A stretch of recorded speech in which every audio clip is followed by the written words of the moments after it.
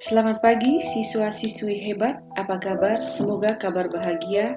Pertemuan kita kali ini merupakan pertemuan terakhir dari KD 3.2, 4.2, dan ini merupakan rangkuman dari seluruh materi surat lamaran pekerjaan oleh Ibu Andi Melina Hutabarat, MPD.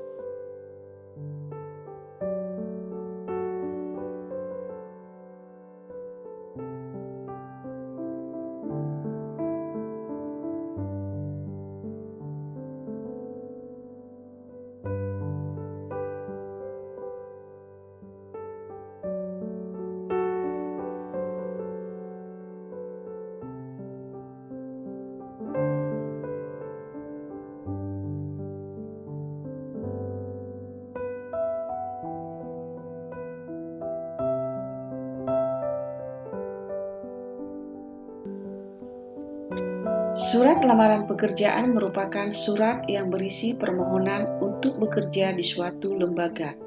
Surat lamaran pekerjaan tergolong ke dalam jenis teks eksposisi.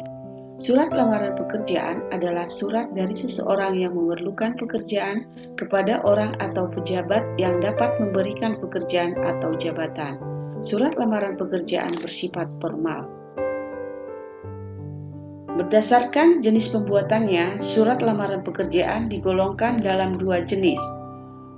A. Surat lamaran pekerjaan yang digabungkan dengan riwayat hidup. B. Surat lamaran pekerjaan yang dipisahkan dengan riwayat hidup. Sistematika surat lamaran pekerjaan disajikan dalam bentuk surat yang sudah baku. Pertama, tempat dan tanggal surat, Medan 22 Juli 2020. 2. Perihal lamaran pekerjaan. 3. Lampiran. 4. Alamat yang dituju.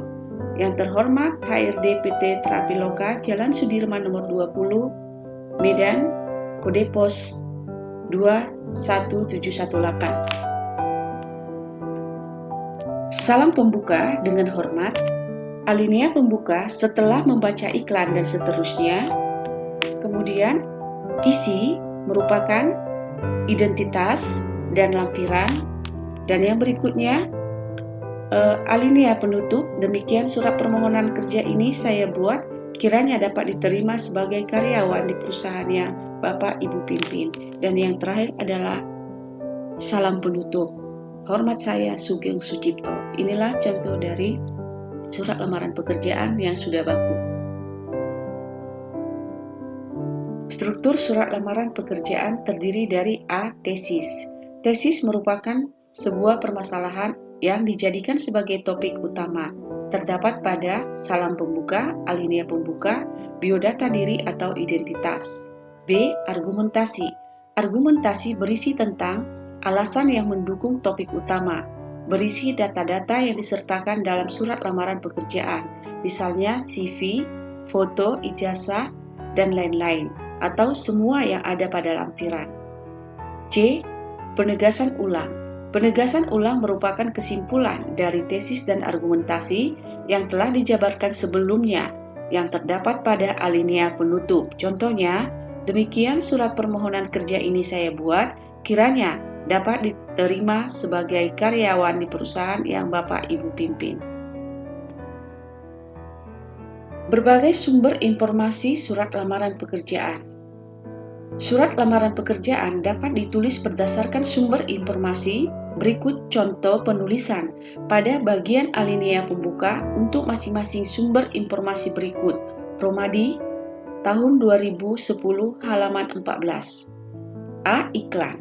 Setelah membaca iklan yang ditulis dalam harian tanggal yang isinya menyatakan bahwa B. Informasi seseorang. Menurut informasi dari Bapak, perusahaan Bapak Ibu membutuhkan sehubungan dengan hal itu C. Pengumuman resmi dari instansi yang membutuhkan tenaga berdasarkan dengan pengumuman nomor tanggal tentang penerimaan karyawan PT maka yang bertanda tangan di bawah ini D. Permohonan instansi pada sekolah. Setelah mendapat informasi dari kepala sekolah tentang permohonan tenaga kerja. Dan E. Inisiatif sendiri. Yang bertanda tangan di bawah ini, dengan ini mengajukan permohonan untuk diterima sebagai karyawan pada Inilah semua alinea yang dapat kita gunakan sebagai alinea pembuka dalam berbagai lowongan pekerjaan dari berbagai sumber. Ciri kebahasaan surat lamaran pekerjaan ini kita ambil dari contoh surat yang ada pada slide yang ke-9. Pertama, menggunakan tanda baca. Contoh tanda titik, tanda koma, tanda titik 2, tanda titik koma, dan tanda garis tengah. 2. Menggunakan singkatan. Contoh, yang terhormat, KTP, SKCK, HRD, VO Box, PO singkatan, box akronim. PO singkatan, box akronim. Singkatan artinya sesuatu bentuk yang dipendekkan berdasarkan huruf, sedangkan akronim adalah bentuk yang dipendekkan berdasarkan kata. 3. Menggunakan kata sapaan, contoh Bapak, Ibu. 4. Menggunakan kata ganti, contoh saya. 5. Menggunakan huruf kapital atau huruf kecil. A. Penggunaan huruf kapital pada penulisan nama kota, nama bulan, nama jalan, salam pembuka, dan salam penutup. B. Penggunaan huruf kecil. Contohnya pada penulisan identitas diri. B. Lampiran dan lain-lain. 6. Menggunakan kalimat efektif. Contoh, demikian surat permohonan kerja ini saya buat kiranya dapat diterima sebagai karyawan di perusahaan yang Bapak Ibu pimpin.